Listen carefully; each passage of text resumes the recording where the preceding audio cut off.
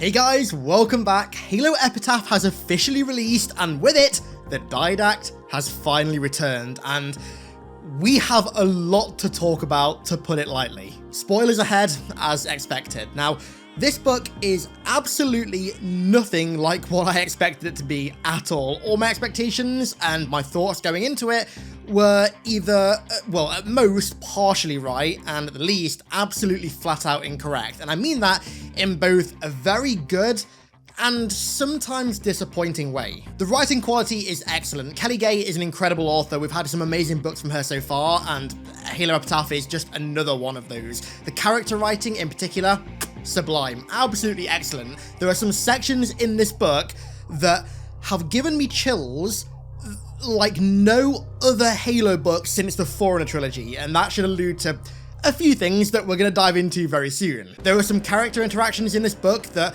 I never thought for a million years we'd ever get or hear about again that are very present in this book, which is really, really exciting. However, I'm not the biggest fan of the overall direction that the story went in. If I had to describe this book in like one way, I'd say that the trees were incredible, but the forest wasn't quite what I was hoping for. The way that I see it, this book could have gone down two overall narrative paths. One that would have been absolutely just like dream come true incredible, and another that I didn't really think about until the book went in this direction. I was like, it makes sense, but a little bit disappointing. So we'll touch on this in grave detail as we go through the book. There's a lot to talk about. I'm being purposely vague because I don't want to give away too much at the start. I want to go through the book with you. That said though, I will say, whether you watch this video or not, you have to read the book for yourself. Not just read it, you have to listen to the book yourself. The reason for that is the narrator for the audiobook is Keith Sharabaka, the voice actor for the Didact. So I'm not kidding, this entire audiobook felt like one long cutscene that we never got. It legit feels like a video game cutscene. The audiobook in particular, you have to listen to it, seriously. So with all that said, I want to give a massive thank you to all of the artists whose amazing art I'll be using in this video. Their links are in the description, and their names should also be on the screen as well. Without any further ado, let's break down the story of Halo Epitaph, the return of the Didact. So the book opens literally right as the Didact gets composed, which was his send-off in Escalation that frankly nobody likes. He finds himself in an infinite desert with a cloak and extreme amnesia. He doesn't know why he's here, and he keeps losing his thoughts. As soon as they come into his mind, they disappear 10 times faster. But then, off in the distance, he sees the Epitaph Tower, which, yes, is the tower from Epitaph and Citadel in Halo 3. It's described as almost like a glowing blue oasis in the endless wastes of the desert, and he begins heading towards it, using it as something of a North Star. On his way there, when he stops to sleep or take a rest, he dreams of fire and extreme heat, of writhing, burning pain and embers from the composition. As he gets closer, he finds the corpses of war sphinxes buried in the desert, almost like a graveyard, but they later vanish, which starts to blur the line between dream, vision, and reality. He's never quite sure whether what he's experiencing is actually real. Over time, he starts to experience hyper-realistic visions of past times that help to erode his amnesia. Past times like the Forerunner human war, of his rate of warrior servants, of his armor, but also of his children dying to humans on Thorn Hakor.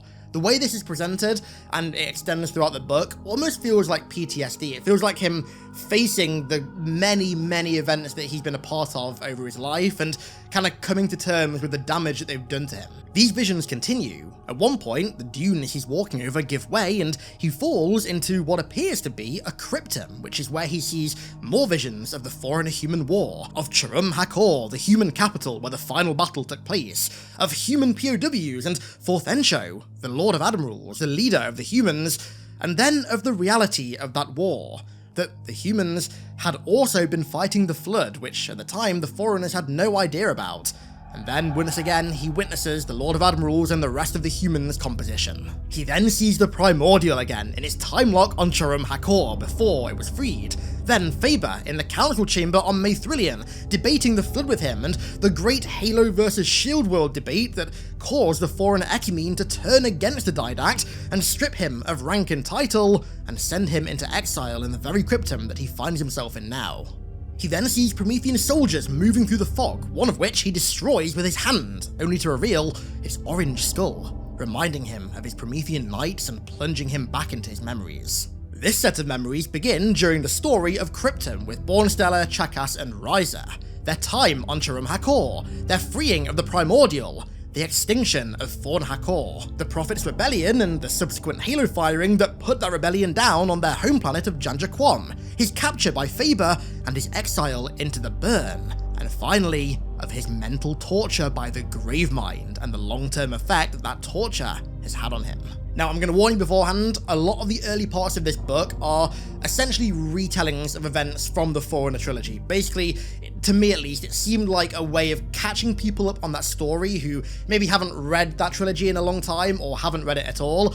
Honestly, I don't think you even need to read the Forerunner trilogy to understand this book, because the first, 4 or 5 chapters are essentially just a blow-by-blow retelling of all 3 of those books. And on that note, he begins to recall the scale of the flood outbreak in the final days of the war, the sheer number of planets and systems infected, of the Primordials freeing when he was in exile, and of the Primordials' infection of mendicant bias with the Logic Plague on Gaia 11, the Halo that would later become Zeta Halo. Then his thoughts jump to Faber's trial and Mendicant Bias's assault on the capital of Maithrillian during that trial, and ultimately, the Halo's firing and the subsequent reseeding of the galaxy, of his composer and the creation of his Prometheans, and of the librarian's incapacitation and sealing away of him in the cryptum on Requiem, which she had hoped would heal him of his Gravemind affliction with a long meditation in the domain. Then memories of Chief awakening him thanks to the Gaesh that the librarian had laid, and his composition of New Phoenix, which he had hoped would start the Foreigner's reclamation. Then of his fight with Blue Team at the Composer's Forge. And finally, he remembers his full name, title, rank, and then his need to eliminate humanity in pursuit of the mantle. So that's the recap basically over. That's the first 4 chapters, very heavily recap based. He then comes to the realization that he assumes he's in the domain, but he wonders why the domain, or rather how the domain, is even active again, given that the Halos have been fired. Of course, we know that that was because of Bornsteller and all the other surviving Foreigners that went back to Maithrillian to turn it back on after the war, which he later realizes. Hey, it's Hidden, been up for almost 24 hours editing this video, Xperia here, reporting from the domain. I'm really trying to hit 600,000 subs soon, so if you guys are enjoying this video, I'd greatly appreciate a sub. Thank you very much, back to the video. He finally reaches the Epitaph Tower, which is typically, according to him, a monument or a tomb, but can also contain archives and prisons. Archives we knew, but prisons? That's a new one. This tower is in fact a copy within the domain of the actual tower, which the Didact finally officially confirms marks the burial site of Mendicant Bias. So, we thought that before, we now know it for absolute certainty. Halo 3's Epitaph, the tower, is the burial site of Mendicant Bias, but also, the Didact also reveals that there's a prison beneath as well. When he enters the base of the tower, it's a dark, blue-lit room, overtaken by a great golden-winged hologram, Offensive Bias. He takes a lift to the apex of the tower, which is the actual map Epitaph in Halo 3, and meets another Forerunner, Haruspis, one of the Foreigners who oversaw the domain and its religious rituals. This Haruspis, the last of his rate, confirms that the domain has not been fully repaired yet, and on the horizon they see a dark void. So, the two leave the spire and head into the dunes again and head towards this enigmatic void, which it turns out is in fact a gateway to the actual domain. So these endless wastes, these sands that the Didact finds himself in, that's not actually the domain yet, that's domain purgatory. However, by going to that void in the distance, that gateway into the domain, he aims to seize the mantle and use it to defeat humanity. When the Didact reaches the void, he keeps trying to go into it, but it keeps getting pushed out. He even goes as far as trying to drag the Haruspis in with him to see if that'll get him through, and it doesn't. All it does is reveal the Warden Eternal, who, in fact, the Didact had never even heard of. As the keeper of the domain, the Warden rejects the Didact's entry and throws him quite literally kilometers out of the gateway and back into the desert. Cast out from the domain, the Didact starts seeing grey wisps, almost like ghosts or souls, which in fact end up being other Foreigners, thousands of ghostly, incorporeal foreigners, in fact. These are the souls, the essences of the foreigners who composed themselves during the Foreigner Flood War to try and escape infection by the Flood, but who haven't been able to get into the domain because it was either damaged or protected by something. More on that in a second. And it's here where the Didact runs into a rather familiar phase. If you've read the Foreigner trilogy, you're gonna know who this guy is. The Confirmer. Now, the Confirmer was basically an old grizzled warrior servant that the Didact runs into near the start of Cryptum, who basically ends up betraying him and giving him over to Faber so he can be sent into the Burn. Again, a Burn is a region of space that is completely infected by the Flood. That's where the Gravemind basically gave him the Logic Plague. But given that the Didact doesn't really have anyone else to talk to, he begins speaking to the Confirmer and the rest of the ghosts as well. He reveals to them all that 100,000 years have passed and that the Foreigner Ecumene is gone, which they had no idea about because they've just been trapped in this purgatory since the Foreigner Flood War. He also reveals that he knows the fate of Bornstellar, the ISO Didact, his duplicate essentially. He knows that he went to go off and live in another galaxy with his family to live a quiet life away from the spotlight of the galaxy, and he kind of looks down on that. He doesn't really like it. Then the Confirmer tells him about the Warden, that he and the ghosts had tried to get past the Warden in the past and they'd always failed. They were never able to get into the domain to reach peace. But then, a new rift opens in the desert floor, which has human souls within it. Realizing how many souls there are in this infinite purgatory, the Didact begins searching for his wife's ghost, the Librarian's ghost, and in that pursuit, staring at the distant void of the gateway, he sees the Warden finally step through. But he's frowning because Cortana comes with him. After some time, when the Warden and Cortana head back into the gateway, the Didact and Haruspis teleport to the void and sneak in right as it closes. They then find themselves in the domain, an infinite span of halls and caverns, and they find themselves in an area that's significantly damaged by the halos, an infinite black void where damage has been inflicted. The Didact immediately wants a status report on the domain and the damage inflicted to it, but before he and Haruspis can do that, the Warden grabs them both and pulls them into this esoteric white light where, at first, they experience nothing, as the Didact says, the absence of everything, before a new world is painted into existence. We then jump back through time to what is called a synchron, one of the Didact synchrons. Now, a synchron in Foreigner lingo is basically a significant moment in time. So, although we're going back in time to various parts of the Didact's history, barely any of these have any fleshing out at all, so this is all new stuff, don't worry. For the most part, this is not a retracing of steps that we went on in the Foreigner trilogy. This is new, and I gotta say, very cool stuff. And boy do we start out with a bang. The first synchron we get to is of the Didact when he was very young, when he was still a child, watching the Grand Edict, so yes, the character from Halo Infinite's legendary ending that issued offensive bias to oversee the Endless, executing the Didact's parents with a suppressor. The reason he's doing this is because the Didact's parents played a crucial role in what are called the Cradal Wars, which were basically a series of significant Foreigner civil wars between the Warrior Servant rate and the Builder rate, and his parents were on the Warrior Servant side, the Builders won the wars, and so his parents were basically executed and forced to be forgotten in time for their, well, treason in the eyes of the Builder rate. So in the Foreigner trilogy, the Builders were basically kind of like the pseudo-bad guys of the Foreigners. They were the ones that built the Halo rings, which the Didact was in staunch opposition to. Faber, one of the main Foreigner, or the main Foreigner villain of that trilogy as well, was the Master Builder. His entire rate is basically set up to be this almost a bit like Oni, but for the Foreigners, and we actually get a lot more fleshing out of the Builders right here. It turns out that the Builders essentially consumed many other rates to increase their status by using their own power, wealth, corruption, and fake information campaigns. So yeah, in a way, they kind of are like Foreigner Oni. After the Didact once again has to witness the Grand Edict execute his parents, the synchron fades, and they're back in the bleakness of the domain. But then, another fracture opens up and takes him back to Nom Drago, his homeworld, where he was trained to become the warrior servant that we know him as. A foreigner named Silence takes him and basically puts him in this stasis chamber to emotionally repair him and make him forget his memory of seeing his parents being killed.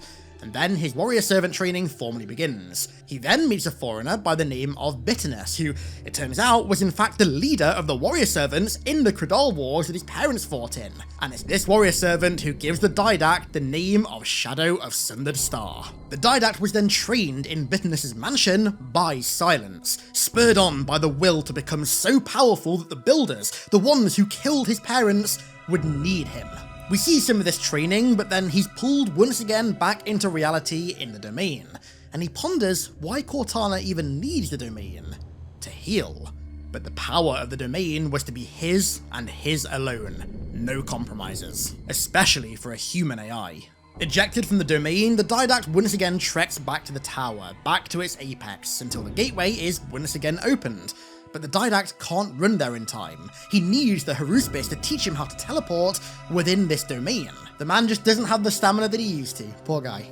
We then learn something new about the domain. So, as we know, when the Halos were fired, all the foreigners who died had their essences trapped outside the domain because it was damaged, and it turns out that the Warden Eternal is basically how the domain responded to the damage. It was created to protect it, and it was created as an amalgamation of the entire Haruspis rate. So the rate of Haruspis was basically a rate of foreigners who first discovered and first explored the domain, and the Warden Eternal is an amalgamation of the entire rate. But as the domain started to repair itself, the Warden was locked outside of it to guard the gateways. And the reason that he formed an alliance with Cortana was because she offered him re-access to the domain. Now, this bit is really cool. So eventually the Didact and Haruspis make it back inside the domain, and the entire thing is full of Cortana fragments that are reciting lines from the Halo 3 Gravemind Cortana moments, except this time those lines are kind of skewed to fit the domain. The Didact calls out to her and she reaches him and eventually snaps her fingers and sends him once again flying out of the domain back into the wastes.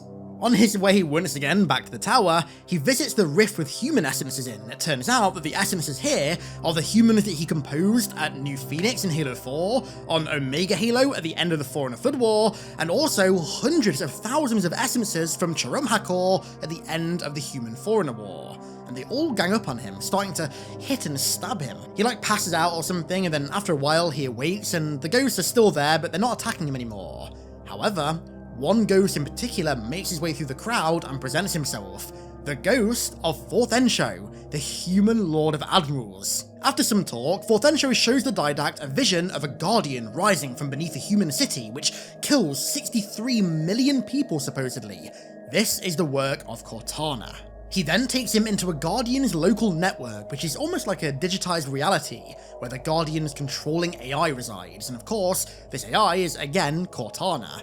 This Guardian is one of the ones on Genesis in Halo 5, and this takes place as Cortana gives her speech at the end of Halo 5, where she calls all species in the galaxy to unite under her or be burnt out of reality. In this vision that the Lord of Admirals had given him, the Didact starts to search for information pertaining to Cortana's next move, but then Exuberant Witness slips into the Guardian system right as she frees Chief and Blue Team from the Cryptum at the end of Halo 5, and the Didact witnesses Cortana go into her fit of rage right after, before being pulled out back into the domain right before Cortana, who asks if the Didact helped them. Of course, he had no hand in freeing Chief and Blue Team, he was simply an observer to the event. But regardless, she then sends him back to one of the most torturous events in the Didact's history, back to the burn. He finds himself on the exile ship right before it was self-destructed, and he's forced to replay his memories of his capture and torture by the Gravemind. Now, quite a few of the visions that happen in this section are retellings of parts of the Fallen trilogy, but they flesh them out quite a lot more. The way that this is presented kind of reminds me of what The Flood is to Halo CE, so it's the same story, but it just fleshes the existing story out a ton more. That's basically what this section does to mostly Silentium. It takes elements of Silentium's story and really starts to flesh it out a lot more than that book does. So, after one section with the Gravemind, the Didact then finds himself in another vision on a different ship, which in fact is something brand new that's very cool. A flood decontamination facility, and a life worker known as Verdant Horizon approaches him with food. It turns out he was rescued, and I say rescued with the greatest of air quotes, rescued by Faber. the Master Builder, whose builder security force had taken over the facility and were using it to decontaminate flood-infected ships to sell back to the Ecumene. Now, if you don't know, this was essentially Faber's dark hustle, so to speak, during the Foreigner Flood War. What he'd do is basically send out unwitting foreigner ships into very heavily flood-infected parts of the galaxy, let them and their crew be infected, and then go and retrieve the ships, decontaminate them, and sell them back to the Ecumene. The guy was a hustler before hustlers even existed, and the Didact now finds himself on one of the ships that was used to further that hustle. He equips his warrior servant armor once more, and meets Faber on the bridge. The Master Builder returns the Didact to the capital, which is Mithrillion, where he was forced to recite his time in the burn to the Juridical, but his mind once again goes back to his torture by the Gravemind. The Gravemind torments the Didact about the pain the Flood are going to inflict on the Foreigners for the pain that they inflicted on the Precursors, and it reiterates that the Precursors will issue a final test for the mantle to humanity one day, when they grow fat and ripe. It then demands the location of the Ark whilst reciting lines from Halo 2 and Halo 3. We exist together now, and it even calls the Halos monuments to all the Foreigners' sins. In a desperate bid to find the location of the Ark, the Gravemind begins to weaponize the Didact's most precious memories of the Librarian to prise the answer out of him, but he still doesn't yield. The Librarian then actually appears, or so the Didact thinks, and pulls him once again out of this tortured memory back to the Suns. He then starts to rethink if his decision to keep the true identity of the Primordial a secret from the Council was ever actually a good idea. That identity, of course, being that the Primordial was the last precursor and the first Gravemind that would bring vengeance to the Foreigners. He then starts to worry that this decision had in fact cost him his victory against the Builders all those years ago, and had in turn led to the creation of the Halos that he so opposed. He then experiences a slight revelation. The Didact may have inadvertently led the Flood to the Greater Ark in the final days of the war by going to the Greater Ark after his interrogation and logic plague infection at the hands of the Gravemind.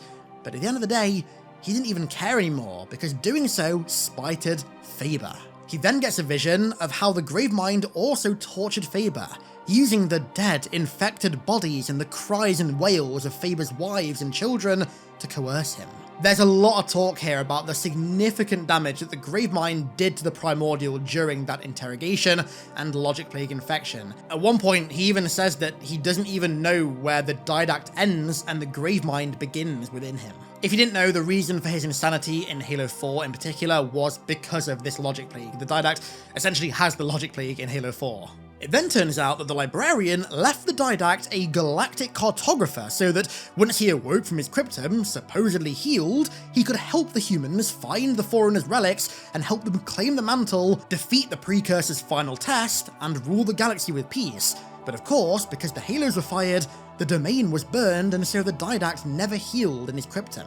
That said though, reliving all of his past memories and trauma does seem to be at least physically healing the Didact. He goes back to the Epitaph to once again meet with Haruspis, who informs him that Cortana has seized the mantle, and that he now realizes that the mantle itself leads to a constant imbalance of living time thanks to the wars that species engage in to pursue it. Haruspis and the Didact once again venture back into the domain and see Cortana bringing human AIs in, which to the Foreigners is absolute sacrilege, as the domain is where all memories of Foreigners, including the Didact's family, reside, and those human AIs pose a direct threat to the existence of those memories. In a roundabout way, it's said that the domain was actually crying out to the Didact to save it from these intruders, and by saving it, he could finally seek redemption. So, to seek this redemption, the Didact once again ventures back into the domain. The hallways of this section of the domain are described almost like different coloured versions of those library walls on Epitaph, which is some really cool imagery there, really good writing. It almost makes the domain seem like the Foreigner backrooms, kind of liminal in a way. Moving through these hallways are human AIs, and as the Didact moves through them, he starts killing them by punching into their chest and pulling out their cores, crushing them in his hands, all while reliving memories of his creation of Mendicant Bias. All these interaction with these AIs is giving him constant memories of his, should we say, greatest contribution to the space of artificial intelligence. Eventually, he reaches two rivers that are not too dissimilar from the rivers at the base of his mansion on Non-Drago, his homeworld. But these rivers are rivers of infinite data and energy, a physical amalgamation of living time. But once again, the Warden finds him intruding and launches him away. While still in the domain, the Warden says that Cortana now has total control of it, and also total control of a Halo, Zeta Halo. And the Didact is very quickly pulled out of the domain into the sands before the Warden can execute him, and he and Haruspis head once again back to the tower. I promise you, in the actual book, the locations don't seem this kind of erratic and flip-floppy. They flow so much nicer in the book. The flow of the book is really good. The reason it seems like that right now is just because I'm trying to summarize everything. But unlike before, the two can't just return straight to the tower because now it's surrounded by Wardens, searching for the Didact. And so they have to start sneaking through the sands. They teleport as much as they can, but it starts to make them both feel really weak. Eventually, they make it back to the human rift to recover. As they head down into the rift to shelter from the Wardens, the humans find them, but this time, they aren't hostile. In fact, they beckon the two of them in. It seems now the humans aren't as hostile, and so the Didact tells Forthencho what Cortana actually is, a human AI. And so Forthencho realizes that humanity have indeed survived beyond themselves thanks to the librarian's reseeding efforts. However, he also tells her that Cortana has a Halo, and thus humanity are once again threatened by foreigner technology, and so they need to get that Halo out of her hands. As expected, the humans' backs go up and they accuse the Didact of wanting to seize control of the Halo for himself, but he genuinely doesn't. For the first time in years, he feels himself finally free of the Gravemind's influence, and he doesn't want to go against what the librarian, his wife, gave her life to ensure: humanity's survival. In composing the humans that he was now stood before, the Didact had committed a great sin in denying them their own afterlife, locking them in this domain purgatory. But even still, an unlikely alliance is formed, an alliance between the Didact and Forthencho. This is such a cool section. I absolutely adore this alliance. The leader of the Foreigners and the leader of the Ancient Humans forming an alliance to combat a shared evil. Such a cool plot thread. I absolutely love this. So, with the Didact now allied with the Lord of Admirals and all of his Ancient Humans, a plan is devised. Forthencho's plan is to have his 60,000 human ghosts distract the Warden, while Haruspis teleports the Didact to the Domain Void to try and sneak in. Within the domain is a hub of sorts for each of the Halo rings that essentially allows a user within the domain to control a Halo ring remotely, and Haruspis tells the Didact where Zeta Halo's hub is, and they teleport in. The plan works and the Didact enters the domain, but the Warden still pursues. So he and the Haruspis flee into a black space of highly compressed data, which in my imagination kind of seemed like the domain data version of like a really dense forest or a really dense cornfield, if that makes any sense. In doing so, they eventually lose the Warden and reach an arched vault door, which is emanating scripts of foreigner prayers. Haruspis recites these prayers, and the vault door opens to reveal an infinite span of space, which is in fact a late precursor archive. Now, quick forewarning, the sections from here on out get really esoteric, kind of like a lot of what's described in Primordium if you've read that. In being that esoteric, they are quite hard to describe. Again, I've said this loads of times, but you've got to just read the book to try and form a true picture of these areas in your mind. So, it turns out that because the precursors of course wanted the humans to truly inherit the mantle over the foreigners, human experience was always meant to fill the domain as well as the foreigners, but Cortana is trying to stop that from happening.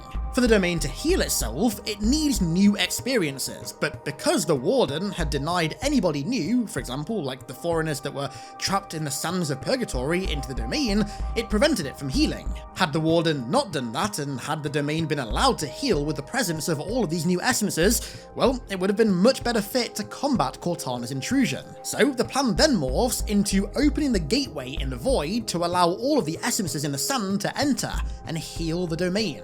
But first, they've got to get rid of Cortana. So the Didact once again goes to the bridge of a Guardian, this time one of the Guardians over Installation 07. And this is where the events start to shift to be mostly parallel with Halo Infinite, or the events that slightly precede the campaign.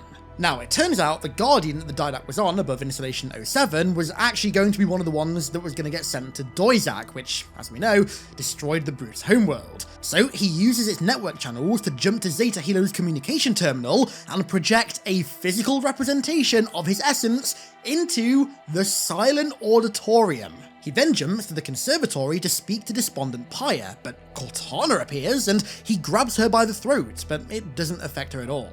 The two go back and forth about the mantle and how it isn't able to bend to one's needs, and also about how both of them, and also Mendicant Bias, had been at the Gravemind's mercy at some point in their history. But when he escaped and jumped back to the Silent Auditorium, it turns out that his Guardian had already gone, departed for Doizak, so he was trapped. But don't worry, Haruspis once again saves the day. He appears and teleports the Didact away back to the wasteland. In fact, he teleports him into a tomb beneath a spire, stood next to an oblong block.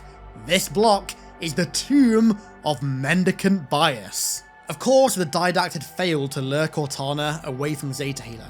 However, the Haruspis had discovered that the Warden is built from the essences of his rate, which we already knew, but also that Abaddon, the precursor AI that hosted the domain, created a ritual to help early Haruspices, which were exploring the domain back in the day, to find their fellow explorers should they be lost. And he believes that that ritual can be used against the Warden to trap him outside of the domain.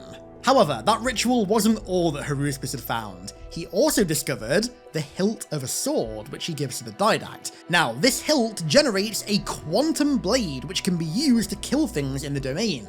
The actual name of this sword is called the Riftblade.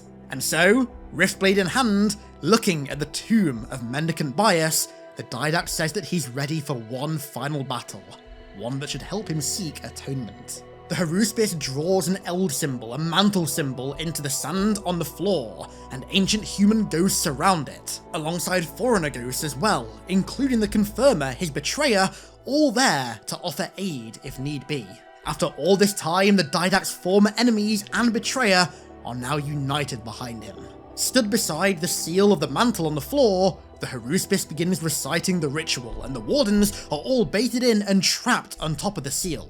The Didact then enters the seal to fight what is classed as almost like the ultimate Warden, the one Warden that you have to defeat all of them. Not only equipped with the Riftblade, but now fully armoured in his warrior servant armour once more.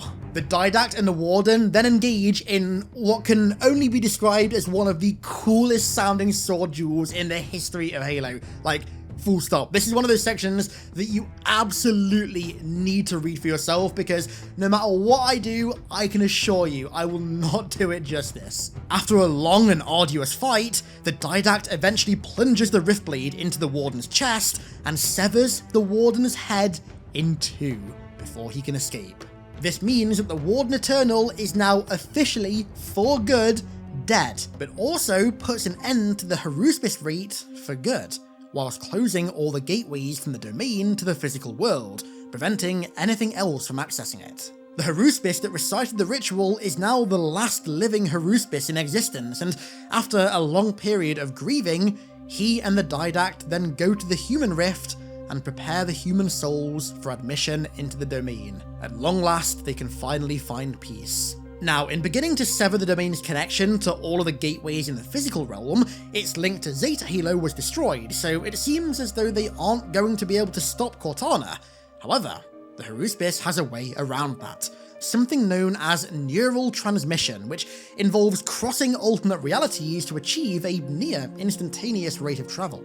So, using this neural transmission, the Didact once again returns to the conservatory, where he hears Cortana and Despondent Pyre's worse than the flood conversation, which he mulls over for some time. When Cortana sends Despondent Pyre away, she immediately addresses the Didact, knowing that he's there, lurking in the room. So that means that directly after this cutscene in Halo Infinite, Cortana addresses the Didact right after it. Very cool. The Didact tells Cortana that he's changed in letting the humans, his once sworn enemies, into the domain, something he once would never do, and then tells her that she could in fact, Cortana could in fact be the worst villain the galaxy has seen since the Flood, and that, like he and Mendicant Bias, she had released unrelenting damage on the galaxy thanks to the Gravemind's infliction. After a lecture, Atriox begins to appear, and so the Didact leaves, but not before saying one very iconic line: "You are what you dare." Leaving Zeta Halo, he once again returns to the domain, which is rapidly healing, becoming significantly less bleak and dark than it was before. Composed foreigners and humans now share the domain, no longer enemies, and the Didact's new mission is to shut down every gateway in existence, sealing the domain off from the physical world so it can sink back into the shadows, once again falling into myth and leaving knowledge altogether. This kind of seems like the way of writing the domain out of present lore, at least, which honestly is something that I'm really happy about. More on that in a second though. Within the domain, the Didact and Forthencho, his once sworn rival, go off to hunt the remaining rogue human AIs within. But later, he detects a small blip of energy from the Zeta Halo hub within the domain, this energy being a message from Cortana saying, "I am what I dare," which she likely sent after sacrificing herself to save Chief. And that marks the final time that the Didact would ever cast his concerns out to the physical realm ever again. In the end, he returns to a domain amalgamation of his mansion on Nom Drago, and finally reunites with his wife, the Librarian. But that's not all. The book ends with, one hell of a stinger, shall we say. It ends with a passage of dialogue from Offensive Bias speaking about or to Mendicant Bias. "And so I watch, I wait, a keeper of kin, of foe and family, sibling, rival, contender. I have celebrated both your containment and your contrition, and to beyond I remain vigilant to safeguard both our past behind and our path ahead." This almost sounds like a eulogy that Offensive Bias gives to Mendicant Bias when it was ordered to safeguard his tomb beneath the Epitaph Tower. That, you know, maybe it's the conspiracy theorist in me, I'm not sure, but this eulogy makes it sound like Mendicant Bias's story ain't quite over yet. Our path ahead makes it sound like the role that Offensive Bias plays with the Endless may just include Mendicant Bias too, and bro, my fingers are crossed so hard they're snapping right now that ends up being the case. Seriously, name a more iconic duo than these guys. You literally can't. And so, that is an overview of the story of Halo Epitaph. I'm gonna say it again before I get to my very brief review. You need to read/listen to this book yourself. I cannot do it justice in one video. This is just a teaser, a slight taste of what this book truly offers. You have to read. I recommend listen to it yourself. So, very quick review. I have 4 positives and 4 negatives that I want to quickly touch on. Positives first, right? The character writing and the interactions and their motives and everything, absolute S+ tier. I would honestly go as far as saying that the character writing in this book is the best that we've had since Greg Bear's Forerunner trilogy, maybe on par with Silent Storm, because that book had excellent character writing, at the very least on par with it, if not better. Some of the best that Halo books have ever had. I absolutely loved all the callbacks to the Forerunner trilogy and kind of the way that this story slots in with the existing Forerunner trilogy. It feels like it fits on perfectly on top. This one might be a little bit contentious, but I'm actually really happy that this book seems to have kind of written the domain out. I was getting really tired of the domain constantly being used as like a corner-cutting MacGuffin, and I'm really happy that this book seems to have kind of moved it to the side and resolved it in a way that means that it doesn't really need to make a presence in any story again. And I also love how this book gave the Didact an implicit presence in the stories of like Halo 5 and Halo Infinite. Yes, I absolutely think that he should have been the main villain for 343's trilogy at least. Obviously that was the intention way back in Halo 4 that never ended up happening, but because that didn't happen, this is definitely the next best thing. I do think that it kind of rounds out his story in a very good way. However, on that note, going to the negatives, I really don't like that it seems to have actually rounded out his story. It definitely did it in a good way, but I don't want that to be the end of the Didact. The Didact has been the most mistreated character, I would say, in the entirety of Halo lore, even since Halo 4. Hot take, I don't think Halo 4 did the Didact the justice that he deserves. He was barely even in the game. He was in like 3 cutscenes. Like, I really wish that he'd been a bigger presence in the overall story, and I don't like that this seems to have kind of wiped that idea off the board for good. I also feel like early on in the book, especially chapters like 1 through 5, the book relied a bit too heavily on just like retelling bits of the Fallen trilogy.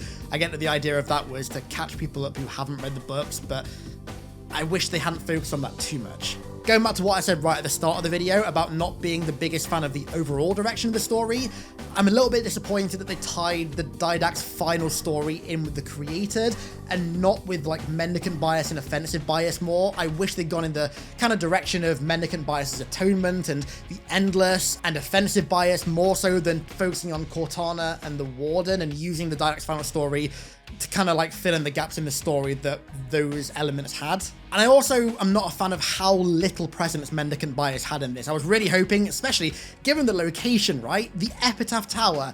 I was honestly thinking that we'd hear more about Mendicant Bias's Atonement, about what he'd been doing since Halo 3, and he was barely in the book. I was really hoping for more of that, and honestly, I can't imagine how well Kelly Gay would have written him as well, because she wrote like the Didact so well in this, so well. I can't imagine how well she would have written Mendicant Bias, but he was barely in the book at all. I mean, he had basically no presence in the book besides a few mentions. Overall, I'd say that this book kind of feels like Silentium 1.5, and I mean that in the best way possible. That said though, it definitely felt tied down by like the litany of story mistakes that Halo has made with its main games over the past like 12 years. It felt like the book was kind of just used to fix a lot of those mistakes that have been made with the main story over the years, which is perfectly fine. I mean, I'm more than good with that. I just wish that the book they chose to do that didn't happen to be the book that is also the Didact's final story. I would have loved to have had like a Didact and Mendicant Bias interaction and an offensive interaction, which we didn't end up getting, which it is what it is. But overall, I really enjoyed the story. Like I said, some of the absolute best character writing that I would, again, honestly say that Halo has ever had in its books. You need to read. I would recommend listen to this. Keith Shirobaka's narration is incredible. Seriously, you gotta listen to it. Go and listen to it. Audible, Spotify, whatever you use, listen to it. With that said, I'm going to round this video out very quickly because it's so long and I need to get it edited. So thank you all very much for watching. I really appreciate it. Thank you all to my patrons for the continued support over there, as per usual. And I'll catch you all in the next one.